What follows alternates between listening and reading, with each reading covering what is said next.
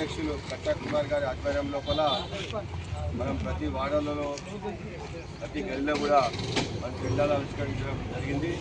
ఈ యొక్క కార్యక్రమానికి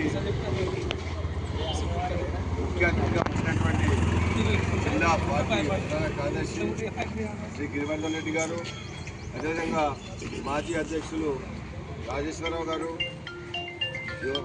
లక్ష్మణ్ గారు, మిగతా నాయకులందరికీ, మహిళామూర్తులందరికీ కూడా నమస్కారం తెలుపుకుంటూ, మనం పార్టీని డెవలప్ చేయాలంటే మన కార్యకర్తలు అందరం కూడా కలిసికట్టుగా ముందుకెళ్తేనే పార్టీ డెవలప్ అవుతుంది. ప్రతి ఇంటికి మనం జెండా తీసుకుపోవాలి.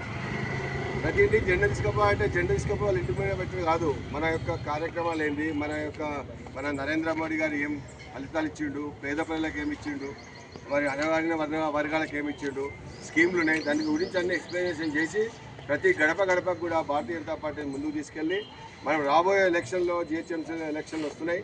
ఆ ఎలక్షన్ లోపల మన 131 డివిజన్లో మన కార్పొరేటర్ని ఎన్నుకునేడానికి మనము మార్గం సుగమం చేయాలని, అదేవిధంగా ఆనాడు ఏదైతే మన పెద్దలు పార్టీని ఆవిష్కరించారో ఆ అడుగుజాడల్లో నడుచుకుంటూ మనం నీతికి నిజాయితీగా పేరు తెచ్చుకుంటూ భారతీయ జనతా పార్టీని ముందుకు తీసుకురావాలని కోరుతూ నాకు అవకాశం ఇచ్చినటువంటి మన డివిజన్ అధ్యక్షులు కట్టా కుమార్ గారికి, మిగతా నాయకులందరికీ ధన్యవాదాలు తెలుపుకుంటూ ముగిస్తున్నాను.